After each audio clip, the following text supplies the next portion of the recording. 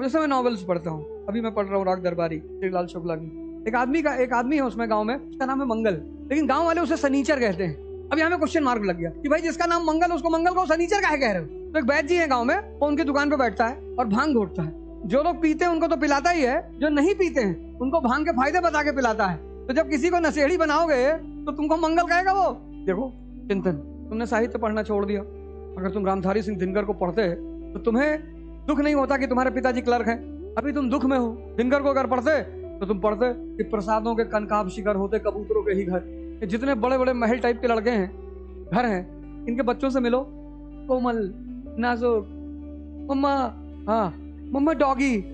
और वो हमारा एक गुजर दोस्त है भाटी, डॉगी को तो नचा के फेंक दे तो 11.2 किलोमीटर पर सेकंड से बाहर। गुजर है, बॉडी वडी बनाया है हिमांशु भाटी, 8-10 लीटर दूध तो मजाक में पी जाता बंदा।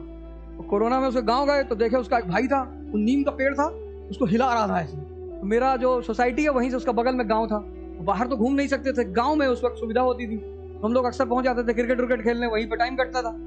और कितना पढ़ोगे दिन भर, गाय गांव तो देखे पेड़ हिला रहा है। मैंने कहा बे ये क्या?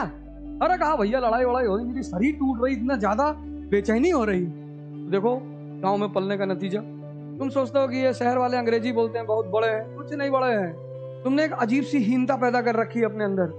प्रसादों के कनकाब शिखर होते कबूतरों के ही घर। महलों में गरुड़ न रहता है, कंचन पर कभी न सोता, रहता वो कहीं पहाड़ों में फैलों की फटी दरारों में। अगर तुम्हारे पास सुविधाएं हैं भी, छोड़ दो, लग्जरी को छोड़ दो, इतने अंदर से ताकतवर होते चले जाओगे जिसका तुमको अंदाजा नहीं। जंगल में कभी प्रजातंत्र नहीं आएगा, वरना जंगल में कभी चुनाव होगा। कौन शेर के खिलाफ पर्चा भरेगा? जेब्रा तुम बताओ मुझे, शेर के खिलाफ कौन पर्चा भरेगा? वहां ये हिरन पर्चा भरोगे? अरे भैया, जहाँ शक्ति है वहां उत्साह है। आज उत्साह की कमी है लोगों में। क्यों? शक्ति नहीं है, ना मानसिक है ना शारीरिक है। तो मैं पढ़ाता इतिहास हूँ, लेकिन मुझे सब्जेक्ट पढ़ने के शौक है। तो जब से मैं पढ़ने लगा, स्कूल में तो मैं पढ़ा नहीं कभी, मेरे जिंदगी के 2 भाग है। एक भाग मैं पढ़ा ही नहीं। मैं जिससे पूछूं क्यों पढ़ना चाहिए तो कहे पढ़ोगे तो नौकरी लग जाएगी। मैंने कहा जब पढ़ के भी नौकर ही बनना है तो अनपढ़ नौकर रहो, कम से कम अहंकार तो नहीं पैदा होगा। पता लगा PhD कर लिए फिर नौकरी कर रहे हैं, और वो मरा हुआ बॉस बदतमीजी कर रहा है, ओए पानी लेके आ। हम जहां भी काम किए कोई हमसे आज तक बदतमीजी नहीं किया, हम ही किए, सामने वाला तो नहीं किया, उतना मौका ही नहीं दिया। राजनीति कर रहे हैं, वहां भी हमको आज तक कोई कुछ नहीं बोला, बोल ही नहीं सकता। इच्छा थोड़ी है। हमसे साहब कहे पैर छुइए, पैर नहीं छुइएगा तो चुनाव हार गए। अबे मैंने कहा 400 चुनाव हारेंगे, किसी का पैर नहीं छुएंगे। अभी 400 चुनाव और हारेंगे और पैर नहीं छुएंगे किसी का। पैर किसका छुआ जाता? गुरु का, माँ बाप का, जिसने तुम्हारा जीवन बदला हो, सबका पैर छुओगे? हमारे रिश्तेदार हैं, उनकी कोरोना में ड्यूटी लगी थी इलेक्शन में, तो सौभाग्य से मेरा स्टूडेंट DM था, तो हमसे कहे कि अवध, हम क्या यार हमारी ड्यूटी कैंसिल करवा दो। हमने कहा चलो सुबह बोल दूंगा, अगर कर देगा तो ठीक है, वैसे हमारा नौकर तो है नहीं, कोई DM SP आपका नौकर तो है नहीं, आप उससे रिक्वेस्ट ही कर सकते हो, वो मान जाए तो अच्छी बात है, ना माने तो कोई बात। अरे बोले कैसे नहीं मानेगा? हम कहीं सब मत कहो कैसे नहीं मानेगा, नहीं तुमको भी बंद करेगा, हमको भी करेगा।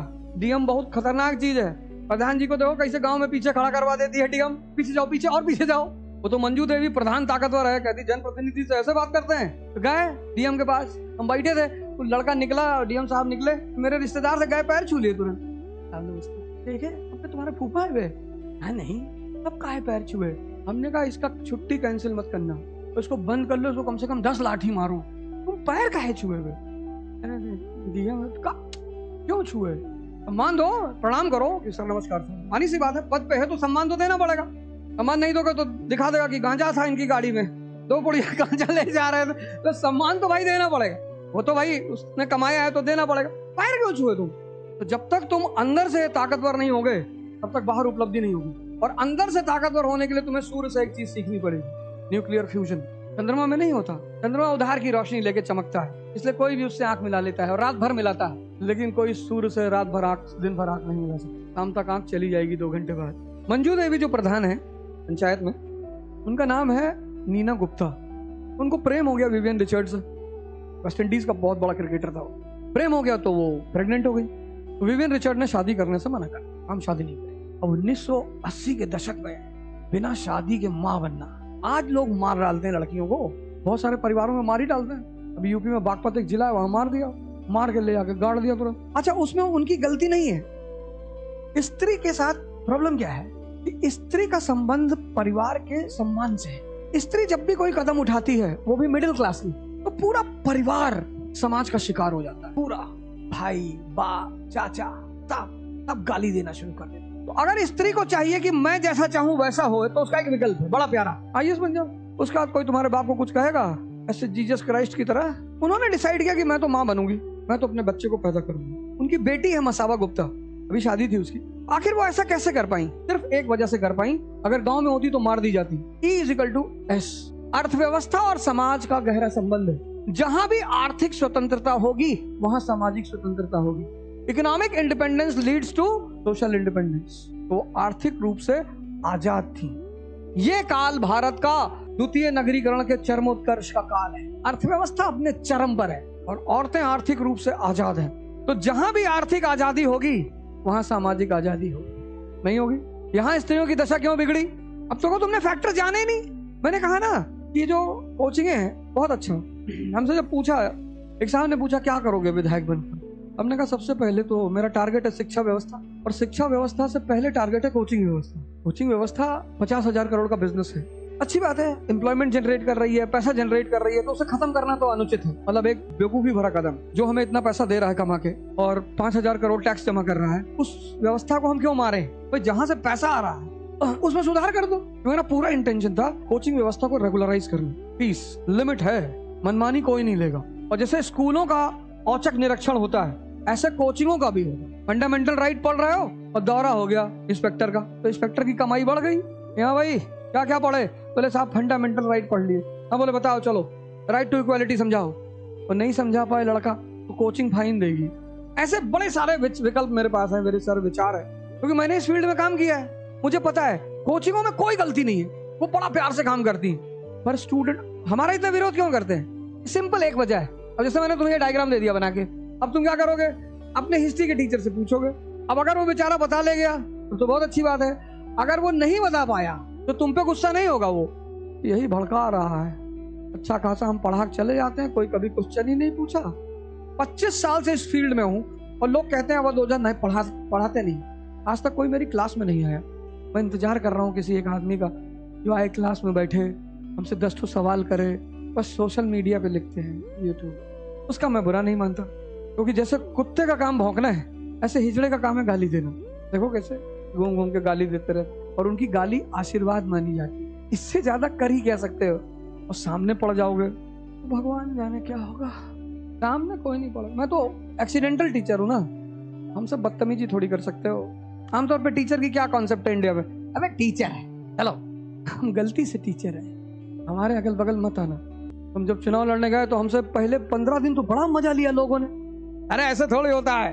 हम भी बैठ के, मेरी आदत है वॉच करने की, हर आदमी को देखने की, पहले देखो क्या चल रहा है। गांधी जी से मैंने सीखा है कि एक बैग राष्ट्रीय आंदोलन में नहीं कूदना है, आराम से पहले हर आदमी को कैलकुलेट करो, कौन हाइड्रोजन, कौन हीलियम, कौन लिथियम, कौन बेरिलियम, कौन बोरॉन, कौन ऑक्सीजन, कौन सारा। जैसे पीरियोडिक टेबल में एलिमेंट होते हैं, ऐसे आदमी भी होता है। तो जो ग्रुप 8 का एलिमेंट होगा वो बड़ा शांत आदमी होगा, बढ़िया शानदार, तुमसे मिलेगा तो तारीफ करेगा तुम्हारी कि क्या तुम बेटी एक दिन आईएएस बनोगे। और जो ग्रुप 1 एलिमेंट होगा, आउटर ऑर्बिट खाली है हाइड्रोजन की तरह। तो पहले मैंने चार्ट बनाया कि कौन किस ग्रुप का एलिमेंट है, किसको गुब्बारे में भरना है, किसको ट्यूबलाइट में डालनी है।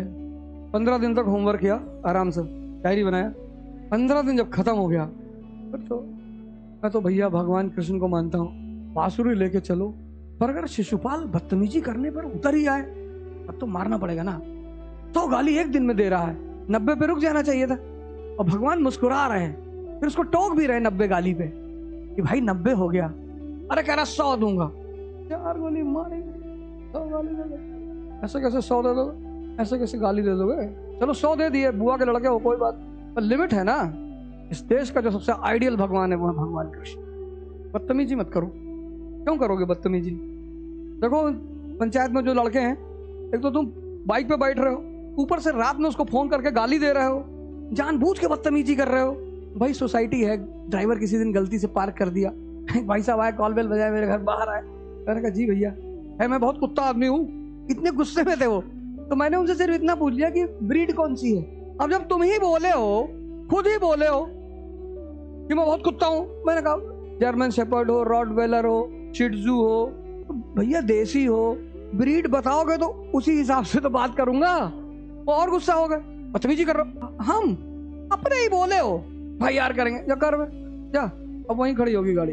तो शांति से रहो धरती पर। एक काम हमेशा याद रखो, जब भी किसी चीज का तुम ABCD नहीं जानते, जैसे मान लो कोई लैंग्वेज तुम नहीं जानते हो, तो सबसे पहला काम क्या करो, उसकी वर्णमाला सीख लो, अल्फाबेट्स, यहीं से तो शुरुआत करोगे। अगर पहले ही दिन तुम उस लैंग्वेज की कोई बड़ी किताब उठा लोगे, नहीं कर पाओगे। जैसे मैंने बहुत लोगों को अंग्रेजी बोलना सिखाया बड़े सिंपल तरीके से।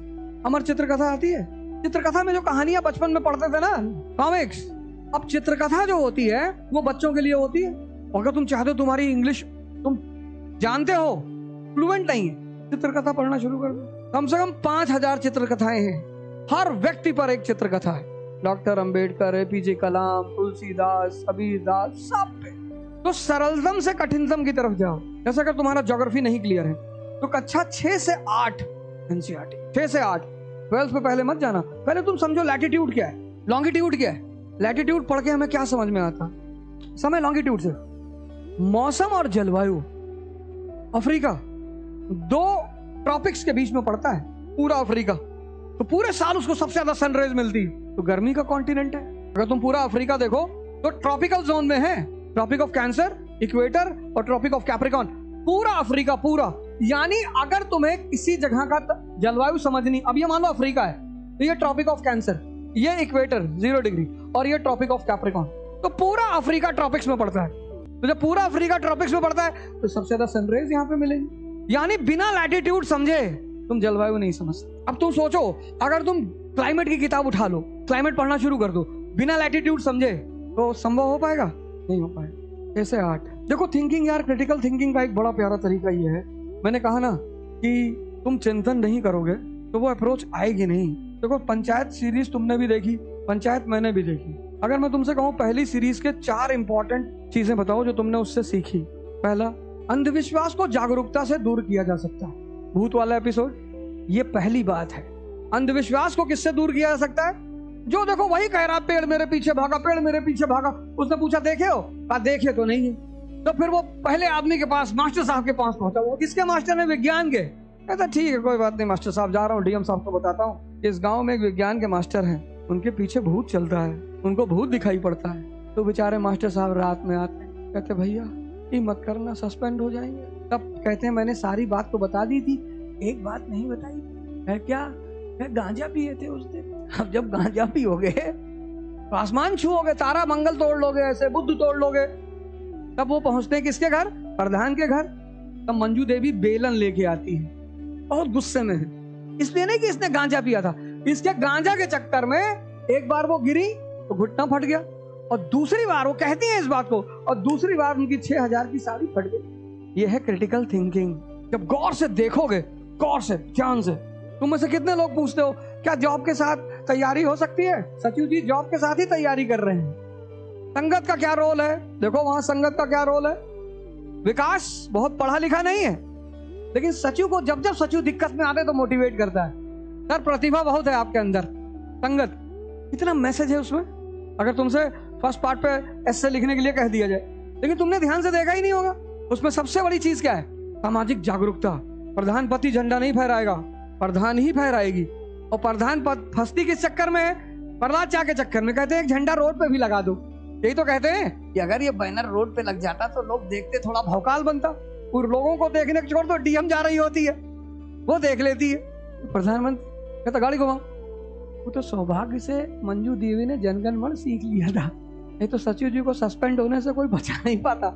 मैंने कहा ना, तुमने ध्यान नहीं दिया यार। मैंने इन सारी बातों की चर्चा की है। ये देखो, ये तुम अगर इन तीनों कामों को कर लोगे, ये शुरुआत में ही मैंने इनकी चर्चा की। ये देखो कि पढ़ाई के साथ ये अनिवार्य है, और ये अकेले ही होगा, फिर ये ग्रुप में होगा, कम से कम 2 मैक्सिमम 4, 10-12 लोग मत बैठना, नहीं तो मार वार हो जाएगी वहां। और डिस्कशन मतलब ज्ञान का आदान प्रदान, वो श्रेष्ठता नहीं साबित करनी कि मैं ज्यादा जानता हूं तुम कम जानते हो। और फिर रात में सोने से पहले जो कॉन्सेप्ट तैयार किया उसको अपने हाथ से लिख लेना, खत्म।